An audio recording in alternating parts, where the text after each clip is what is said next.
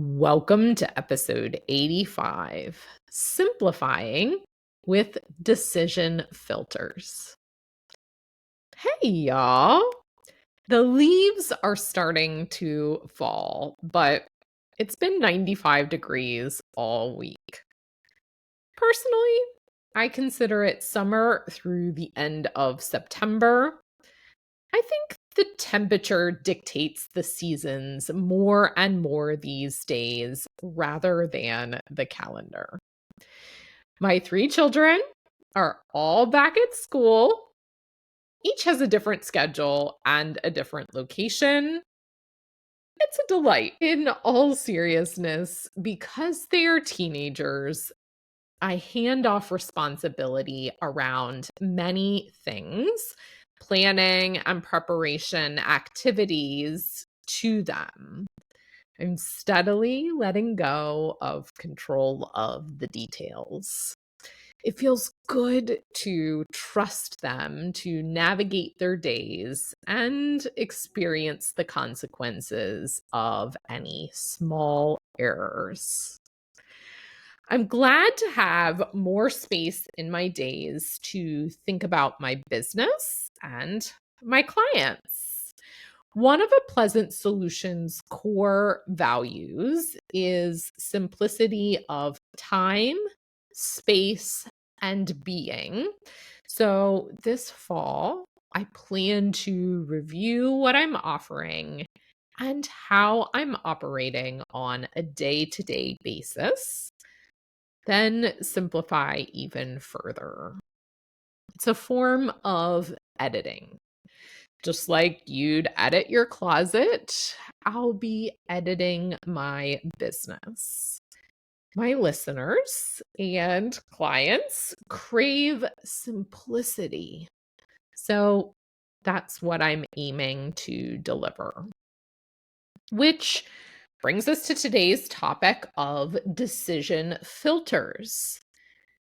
In my own mind, I have the tendency to overcomplicate things. And if you can relate, feel free to smile. It's something that I know about myself. So instead of trying to change that quality, early on in my life, I decided to work with it. I practice simplicity in my thoughts and my decisions, my processes, and relationships. Basically, all of the areas of my life on a regular basis. Sometimes simplifying is top of mind for me, and sometimes I have to pause and actively remind myself to make the next steps more straightforward and less complex. I understand decision making can be a challenge for some and close to debilitating for others. Today's offering is meant to encourage you to start wherever you are and to seek support if decision making drains more of your energy than you'd like. Decision making is a skill. It's built through repeated exposure to the discomfort required to choose a way forward when the future is unknown. With each decision you make, you build emotional resilience. As an organizer trained in chronic disorganization, I know that for some, our neurobiology and internal makeup can inhibit the ease of decision making.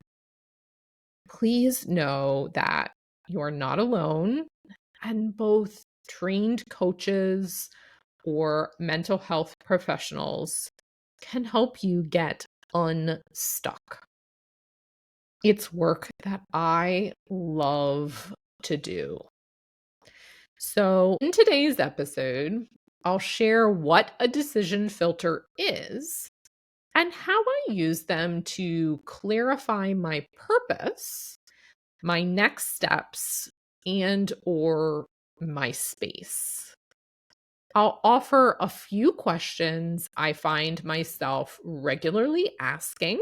Encourage you to adopt a few of your own. Having a few decision filters in your back pocket is a great way to calm the noisy mental clutter and focus your attention on the most important elements of the choice ahead. You might have a few that you already employ and just don't know it. All right. You're most likely familiar with the effects of daily decision fatigue.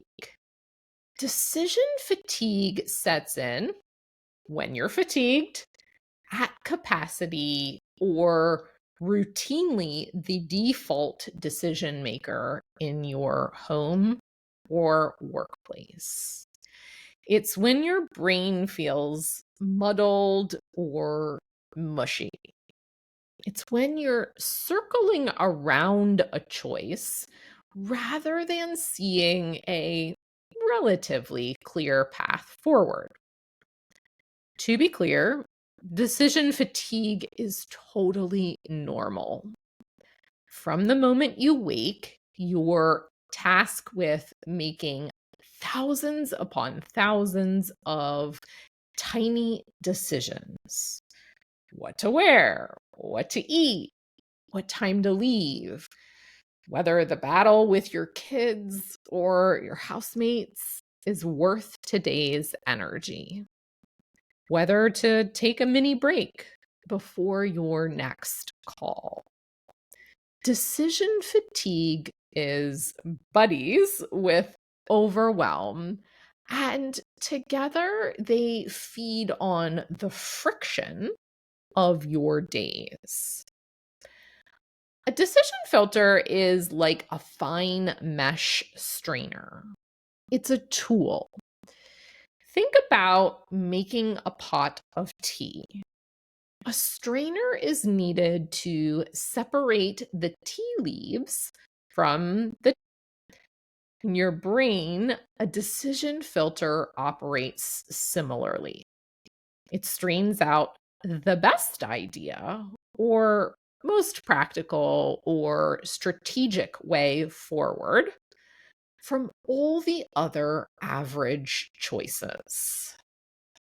A decision filter is a powerful, open-ended question that reminds you of your priorities or values so that you can do what's best in the moment with the information you have.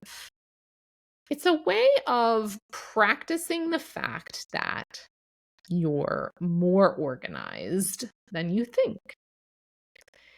One of my clients, a professor, dreaded grading her students' essays at the end of the term. Not because she didn't enjoy her work, but because of the amount of time grading each essay took. She found that grading 20 essays took hours and hours. She hadn't yet decided on a time limit dedicated to grading because she had a belief that each student deserved her best. It was a perfect scenario for deciding upon and implementing a decision-making filter in order to simplify the quarterly grading process. First, we coached and used curiosity to uncover what she meant by each student deserving her best. Instead of keeping this as a generic concept, she asked herself, what do my students need in order to improve their efforts and understanding on the next assignment. This allowed my client to identify the top 3 things that each student needed from her when receiving feedback. I'd encouraged her to formulate a rubric, another tool used for simplifying decisions, to judge each student submission by. By establishing a rubric or set of guidelines for whether an essay was excellent, met expectations, or was lacking key qualities, she was able to quiet that internal friction she experienced when reviewing each essay and grading it against the course standard. Next, we set a time limit on how long she'd spend on each essay. Decision filters eliminate friction. So, the best place to decide if and where one is needed is to look for an area in your life where you're experiencing a high amount of internal or external friction. For example, if you find it hard to find something to wear each morning, either because the closet is overflowing or because there's a mix of sizes and types of clothing, you could implement a decision filter to declutter the items that are leading to friction. Returning to the closet each morning, grumbling, spinning, trying on multiple things doesn't solve the issue. That keeps you stuck. Too many items to choose from makes getting dressed harder than it needs to be. One question filter I like to start with is, how can I make this simple? Just like the professor's paper grading rubric, you can decide to keep only the items you've worn in the last year.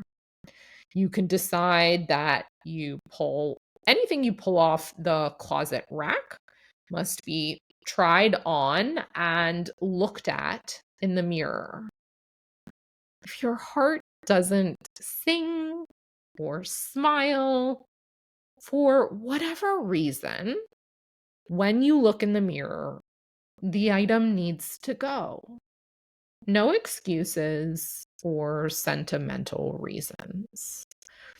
Simplifying your wardrobe starts with being honest, looking in the mirror, and reminding yourself that you deserve to look and feel good. And by letting an item go, it moves you towards a more simplified closet and friction-free morning routine. The answer to that question may be hiring an organizer or having a friend act as an accountability buddy while you work through one closet. Oftentimes, the answer to how can I make this simple is to give ourselves permission to do things just a little differently than we may have done in the past. I have a client who felt like time was always a challenge for her. It escaped her. Sometimes tasks took longer than she thought. Sometimes she found herself behind on projects. Day in and day out, she felt like she wasn't being productive enough in her job. And she was a lawyer. Lawyers bill on time spent. Her firm required her to enter hours spent into a timesheet each day. Yet, because she'd internalized a belief that time was a challenge for her, she employed a decision filter based on Gary Keller's one thing question.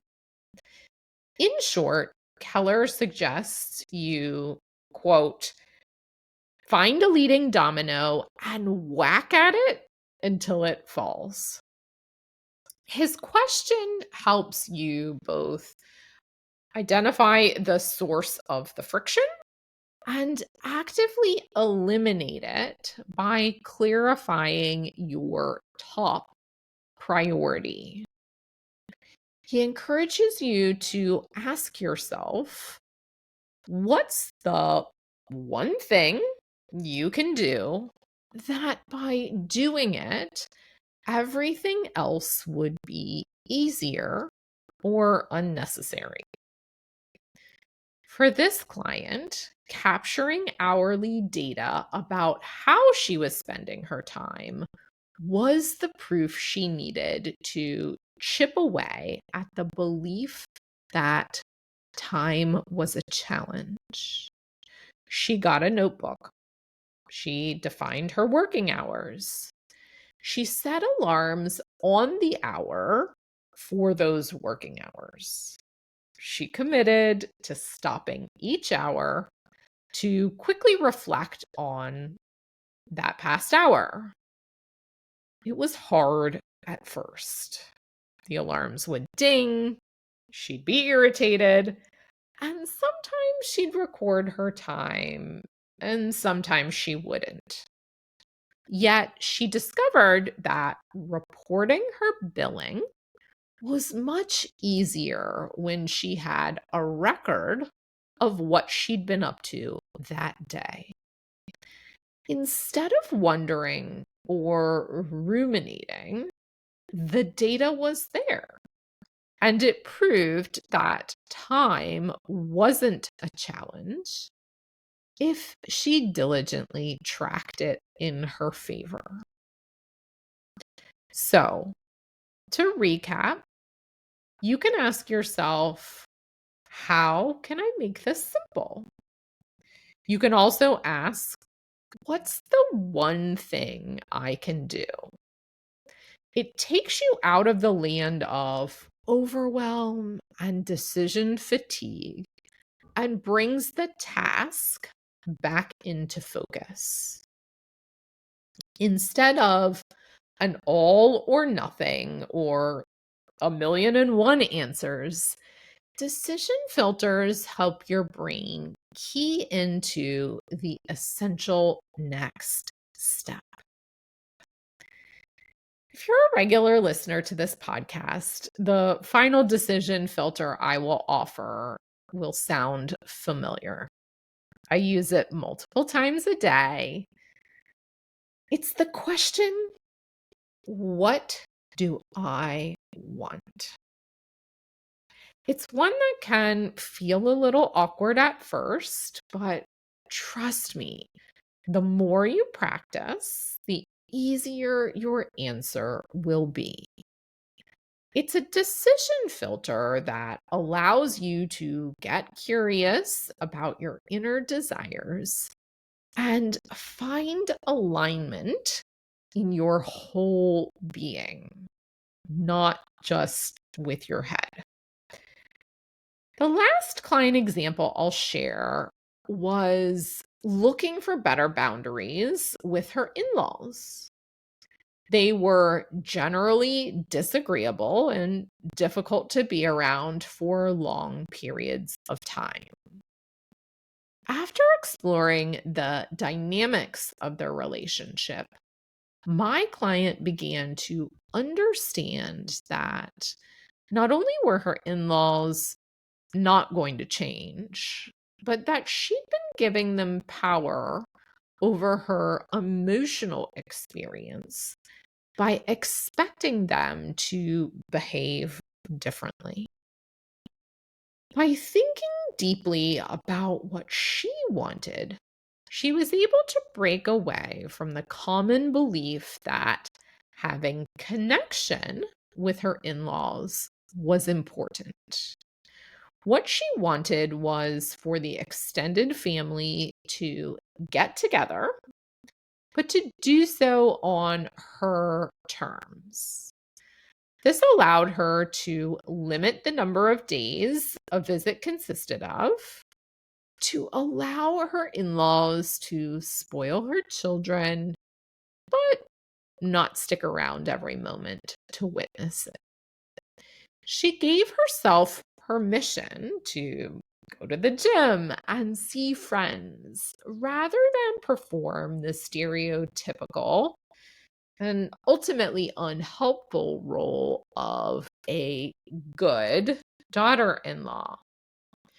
By asking herself what she wanted, she was able to let her in laws be themselves while meeting her own needs and filling her own cup.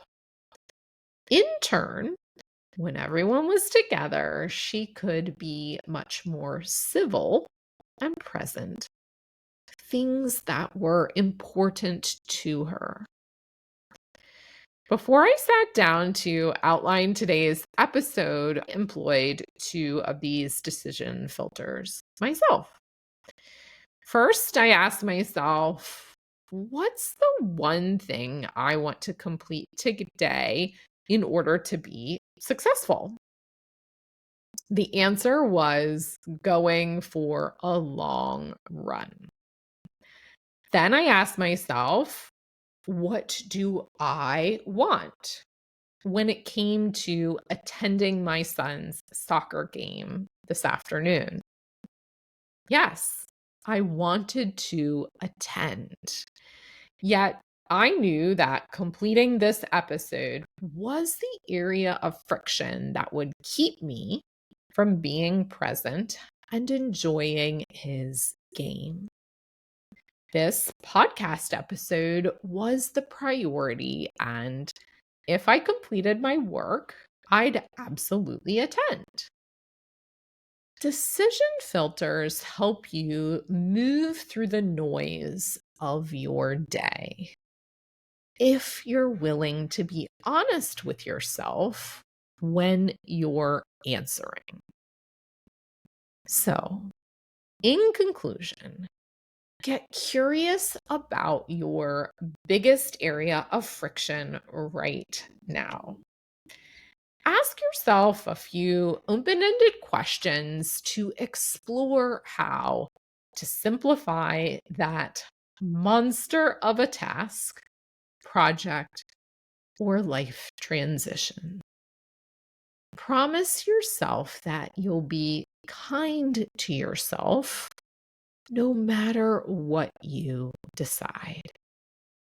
Because at the end of the day, it's not about the decision. It's about simplifying enough that you keep going. Talk to y'all soon.